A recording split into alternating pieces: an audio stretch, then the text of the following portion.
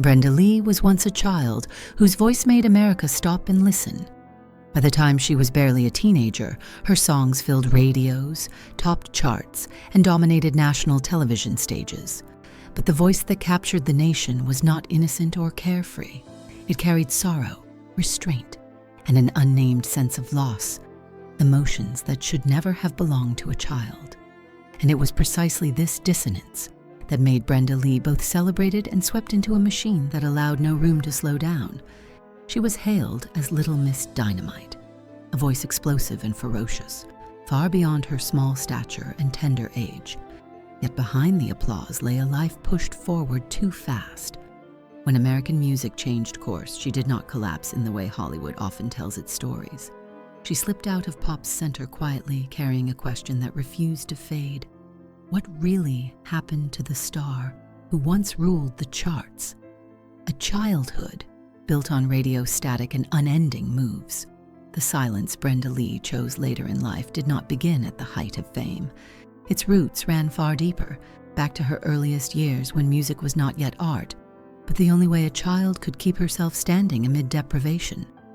Brenda Mae Tarpley was born on December 11, 1944, in Atlanta, Georgia, into a poor working-class family that moved constantly following her father's unstable construction jobs. Her childhood was not tied to a permanent home, but to cramped three-room houses without running water, where the whole family slept in one bed. Daily life revolved around one practical question. Would there be work tomorrow? In that confined world, one rare luxury existed, a battery-powered radio. It was the only doorway to the wider America, and it was where Brenda's voice first began to take shape. Sunday morning singing and the first signs of a career. The Baptist Church became the first public space where Brenda sang regularly. In the modest chapel, her voice rose not to impress, but as a natural extension of spiritual life. There was no stage, no lighting, only listening. That environment taught Brenda to sing as if she were telling something deeply real and personal, even before she was old enough to name those emotions. Before age 3, she was already placed on the counter of a neighborhood candy store to sing in exchange for coins or sweets. This wasn't a charming anecdote. It was the first sign that her voice had begun to carry practical value. When local singing contests appeared, Brenda entered them almost instinctively. By age 5 or 6, she won a competition among nearby elementary schools and was invited to perform regularly on a radio program in Atlanta. From that point on, singing became a schedule, not a pastime. The loss that changed everything. In 1953, when Brenda was not yet 9, her father died in a workplace accident. The loss wasn't softened by sentimental narratives. It left a concrete absence: money, support, and time to grieve. Brenda continued to sing, but the pace clearly changed. Performances at fairs, radio stations, and local television became more frequent. As the family moved to Cincinnati and later returned to Georgia following her mother's remarriage, Brenda kept appearing steadily on programs such as TV Ranch and Peach Blossom Special. She grew accustomed to cameras, to microphones lowered as far as they could go, and to the wooden box placed under her feet. Then came the turning point that would reshape everything. The moment that turned talent into industry. In early 1955, Brenda skipped a small paid engagement to travel with her family to Augusta, where Red Foley was touring with Ozark Jubilee. With no plan, she was invited onto the stage to sing Jambalaya before a national television audience. That moment was not a random miracle, but the result of years spent singing in spaces that allowed no room for missed beats. Weeks later, she made her official appearance on Ozark Jubilee, opening a professional path before she had even left childhood behind. From that point on, Brenda Lee's life could no longer be divided into before and after. It became a continuous current of movement, performance, and expectation, one where a voice that had matured too early led a body that had not yet grown at the same pace. The first cracks, contracts, and child labor. The relentless pace soon collided with the system's first hard limit. In 1957, Brenda Lee's 5-year contract with Ozark Jubilee was terminated early following a lawsuit over management rights and labor obligations. To the press, It was merely a legal dispute. To Brenda Lee, it was her first direct encounter with the central contradiction of the entertainment industry. A child expected to function like an adult, yet bound by terms she could not decide for herself. National television had opened its doors, but it also closed the illusion that youthful talent could endure without being ground down by contracts. In reality, another door had already opened. From TV to the studio. The December recording contract. In the summer of 1956, Brenda Lee signed a recording contract with Decca Records. This shift carried her voice from television into the studio.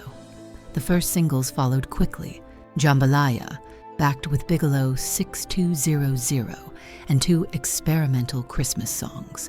None made an impact on the charts. This was not a failure of quality, but a mismatch between a voice that was too large and a market unsure how to receive it. The industry didn't know where to place Brenda Lee, country, pop, or rockabilly, so the easiest solution was to reduce her to a label. On record sleeves, the name Little Brenda Lee, 9 years old, appeared, even though she was already 12. Her age was pulled backward, her image frozen, as if her voice could only be accepted if it remained inside the body of a child. The burden of consistency, hits as a test, the singles that followed, That's All You've Got to Do, Emotions You Can Depend on Me, and Dum Dum weren't cautious retreats, but expansions of emotional range. In each song, Brenda Lee balanced 2 pressures. Audiences expected the explosion promised by her nickname, while the studio demanded consistency to sustain her streak. This tension seeped into her singing, always controlled, always restrained, as if loosening her grip would cause everything to collapse. Between 1960 and 1962, she achieved 9 consecutive top 10 hits, an unprecedented streak for a solo female artist. Yet within those statistics lay a quiet pressure. Every new release was not just a song, but a test of whether Brenda Lee could still hold her place. I'm Sorry, the turning point. Amid that machinery, I'm Sorry emerged as something different. No fire, no speed, no need to prove anything. The song reached number 1, earned gold certification, and received a Grammy nomination. But its true value was how it reshaped the perception of her voice. The string-laden arrangement, soft backing vocals, and seamless flow created a gentler soundscape where her voice didn't need to perform to exist. It placed Brenda Lee in a new intersection between pop and country, where emotion was guided by smoothness rather than drama. It was not just a hit, it was proof that her voice had become a benchmark for a new direction in American music. The Christmas song that waited 6 decades amid her rise. A recording session in July 1958 produced a Christmas song that would later become a paradox. Brenda Lee was only 13, and the studio treated the song as just another item in Decca's schedule. The track was released at the end of 1958 and again in 1959, selling only about 5,000 copies. In an era where Brenda Lee was measured by rankings and speed of ascent, the song seemed like a misstep. It lacked the explosive force of her nickname and the restrained sorrow of her pop hits. But after its re-release in 1960, the song began to find its place slowly through annual radio repetition. Over decades, it accumulated memory, not revenue, and became a family tradition. Eventually, it became her most enduring legacy, rising to the top of the charts in the digital era and making Brenda Lee the oldest artist to reach number 1. A Different Audience, Reinvented, and The Second Life. While American pop shifted, Brenda Lee found a distinct path across the Atlantic. From the late 1950s onward, her voice was received in the UK as a genuine artist, not a novelty. Sweet Nothings became a hit in 1959, and songs like Let's Jump the Broomstick and Speak to Me pretty climbed British charts. The UK audience valued the rockabilly edge and emotional restraint in her voice. In 1962, she performed at Hamburg's Star Club, opening for the Beatles. She didn't need American fame to assert herself. Her voice filled the room. In 1964, she appeared at the Royal Variety performance before Queen Elizabeth II, marking her place in international music. In London, she recorded Is It True with British guitarists. showing her ability to adapt to context rather than remain confined to a single mold. Love as a safe haven, Ronnie Shacklet, and family life. By then, Brenda Lee's private life had taken a different path, quieter, more guarded. In late 1962, she met Ronnie Shacklet in Nashville. Unlike the men who sought her fame, Ronnie remained calm and unassuming, never competing with her work. They married on April 24, 1963, in a private ceremony without media spectacle. Marriage introduced a new structure to Brenda Lee's life. Family became a space where she didn't have to prove anything. Their daughters, Jolie and Julie, were born while she continued touring and recording, but the rhythm changed. Motherhood didn't replace pressure, it ran alongside it. Ronnie protected the family's boundaries, refusing to let the industry's gravitational pull define their lives. Their relationship endured, not by avoiding difficulty, but by refusing to turn it into entertainment. The quiet years, a life without the machine. As Brenda Lee entered later life, she stopped chasing comebacks. Her touring slowed naturally with age. The voice once forced to keep pace with industry machinery was no longer summoned by charts. Silence arrived, not as failure, but as a slowing breath after decades of constant motion. Yet even the past felt fragile. In 2008, a fire at Universal's archive raised the possibility that original master recordings had been destroyed, making her early work vulnerable to disappearance. In 2002, she wrote her autobiography, Little Miss Dynamite, not to reclaim the spotlight, but to impose order on a life fragmented by too many roles. She didn't need to explain her silence. The music spoke for her. Outro, the legacy that time couldn't erase. Today, Brenda Lee's name is spoken more than ever, even as she rarely appears in public.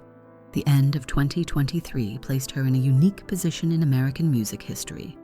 Rockin' Around the Christmas Tree, recorded in 1958, rose to number 1, making her the oldest artist ever to reach the top of the Billboard Hot 100. What mattered wasn't the number, but her response.